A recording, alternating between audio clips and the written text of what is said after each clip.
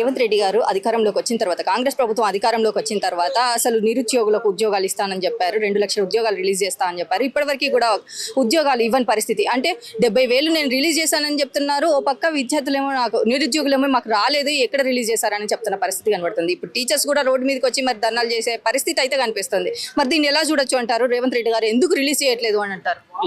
Congress government notification లేదండి. ఇది ఊరికే వాళ్ళు పెట్టిన ప్రాపగండ. 2 లక్షల ఉద్యోగాలను గద్దెనెక్కడం కోసమే రేవంత్ రెడ్డి అనేవాడు ఒక జూటా ముఖ్యమంత్రి అయ్యిండు.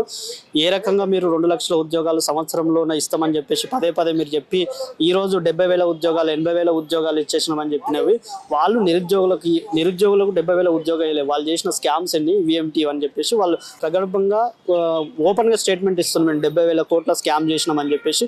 ఖచ్చితంగా ఈ గవర్నమెంట్ పైన వెళ్ళిన తర్వాత మొత్తం అన్ని ఎంక్వైరీ చేస్తాం. రాబోయే రోజుల్లో ఈ గవర్నమెంట్ ఎట్లా కూడా అధికారంలోకి రాదు. ఎందుకనంటే నిరుద్యోగులకు ఇస్తున్న హామీ ఇవ్వలేదు, నువ్వు సబ్బండ వర్గాలకు అన్యాయం చేసినావు. మహిళలకు 2,500 ఇస్తా అని చెప్పినావు, అది ఇవ్వలేదు. స్కూటీలు ఇస్తా అన్నావు, అది ఇవ్వలేదు. తర్వాత రైతులకు రైతు భరోసా లేదు, రైతు బీమా లేదు, యాది లేదు. మీరు ఊర్లలోకి చూసుకుంటూ పోతే అసలు ఏ రకంగా అయితే రైతులను గోసపెడుతుంది అనేది ఆలోచించుకోవచ్చు. అదే రకంగా నిరుద్యోగులను చాలా మభ్యపెట్టి 70,000 80,000 ఇంకొక ఆయన అయితే 1,00,000 అని అంటాడు. ఇంకో అంగన్వాడీ పోస్టులు ఇచ్చి కూడా 2 లక్షల ఉద్యోగాలు భర్తీ అయినామని చెప్తారు. వీళ్ళు ఒక 6 నెలల్లో 2 లక్షల ఉద్యోగాలు కూడా మేము భర్తీ చేసినామని చెప్పేసి అసెంబ్లీలో కూడా ప్రకటిస్తే కూడా ఆశ్చర్యపోవాల్సిన అవసరం లేదని చెప్పేసి మేము తెలియజేస్తున్నాం. తెలంగాణ నిరుద్యోగుల తరపు నుంచి మేము డిమాండ్ చేసేది ఒకటే, తక్షణమే నోటిఫికేషన్లు వేయండి. మీరు 70,000 వేసినా 80,000 వేసినా అశోక్ నగర్ చౌరస్తాకి రండి, లేదంటే దిల్సుఖ్ నగర్ చౌరస్తాకి రండి, శ్వేతపత్రం రిలీజ్ చేసి మా దగ్గర చర్చకు రండి. ఎన్ని ఉద్యోగాలు వేసిన అనేది మేము చెప్తాము. మీ దగ్గర ఉన్న డాటా తీసుకొని రండి.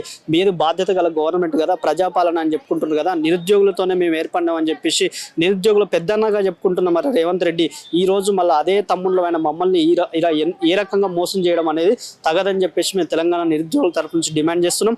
అదే రకంగా వెంటనే డిఎస్సి టెట్ నోటిఫికేషన్లకు మేము వ్యతిరేకం కాదు. టెట్ అయిపోయిన తర్వాత ఏంది, డిఎస్సి వేయాలి కదా.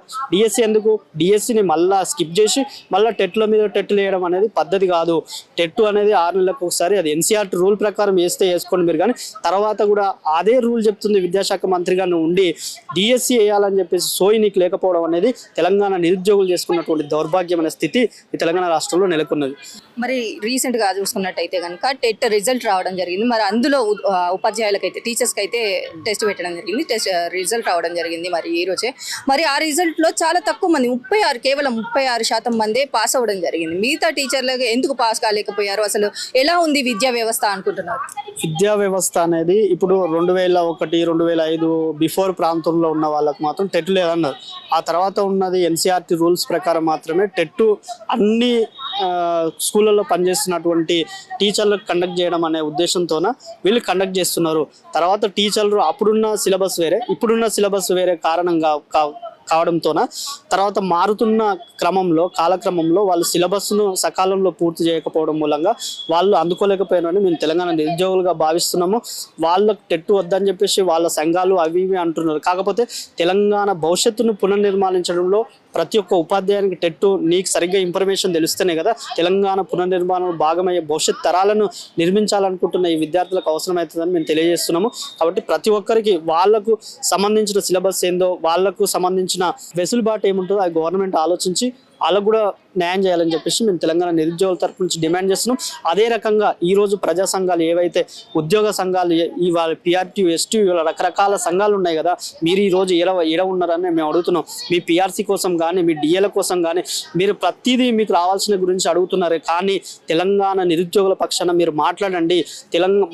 ఇప్పుడు ఉపాధ్యాయులు రేపు కాబోయే ఉపాధ్యాయులం కాబట్టి ఈ తెలంగాణలో ఉన్నటువంటి విద్యార్థుల భవిష్యత్తును నిర్మించే బాధ్యత మన అందరిపైన ఉంది. కాబట్టి గవర్నమెంట్ స్కూళ్ళను బతికించుకుందాం అని చెప్పేసి ఒక్కొక్క ప్రజా సంఘం ఎందుకు రిప్రజెంటేషన్ గవర్నమెంట్కి ఇవ్వదని చెప్పేసి మేము సూటిగా అడుగుతున్నాము.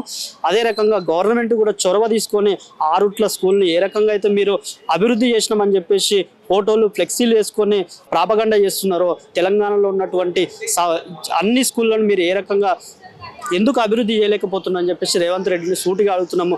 మీరు చదువుకోలేదు, చదువుకోకుండా కూడా ఒక మేధావి వర్గమైన నిరుద్యోగులు కూడా మిమ్మల్ని ముఖ్యమంత్రి చేసినాము, అయినా విద్యాశాఖ మంత్రి మీతోను పెట్టుకొని, హోంశాఖ అన్ని శాఖలు మీతోను పెట్టుకొని తెలంగాణ ప్రజలను అరిఘోష పెడుతున్నారు రేవంత్ రెడ్డి గారు. మీరు విద్యాశాఖను తక్షణమే ప్రక్షాళన చేసి తెలంగాణలో ఉన్నటువంటి గవర్నమెంట్ స్కూళ్ళను, లోకల్ బాడీ స్కూల్స్ను అన్నిటిని కూడా డెవలప్ చేసే బాధ్యత మీ పైన ఉంటుంది. వేరే శాఖకు ఎవరికన్నా మినిస్టర్ ఇచ్చినా కూడా అది తర్వాత నేను ముఖ్యమంత్రి దగ్గరికి దసరం తీసుకుపోయినా ఇంకేదో అంటారు. స్వయంగా మీ దగ్గర శాఖ పెట్టుకున్నప్పుడు ఒక బడ్జెట్లో అసలు 10% కూడా శాతం కూడా 11% కూడా కేటాయించకపోవడం అనేది తెలంగాణ ప్రజలు చేసుకున్నట్టు దౌర్భాగ్య స్థితి. ఆనాటి నిజాం కాలం నుంచి కూడా ఇప్పటి వరకు కూడా తెలంగాణ విద్యా వ్యవస్థ పైన కూడా మొసలి కన్నీరు గారుస్తున్న ఈ ప్రభుత్వాలని చెప్పేసి మేము డిమాండ్ చేస్తున్నాం. తక్షణమే తెలంగాణలో ఉన్నటువంటి గవర్నమెంట్ స్కూళ్ళను బాగు చేయండి. ఇప్పుడున్న ఈ నిరుద్యోగులు కాదు, ఇంకా నిరుద్యోగులు కూడా ఉద్యోగాలు పుష్కలంగా ఇవ్వడానికి వస్తుంది. నీ మనవన్ని కూడా గవర్నమెంట్ స్కూల్లో జాయిన్ చేయించి విద్యాశాఖ మంత్రిగా మీరు ఉపాధ్యాయులకు ఈ ప్రజాస్వామ్యంలో ఉన్న తెలంగాణ బిడ్డలకు అందరికీ కూడా మీరు ఆదర్శంగా నిలవాలని చెప్పేసి ముఖ్యమంత్రి గారికి మేము డిమాండ్ చేస్తున్నాం.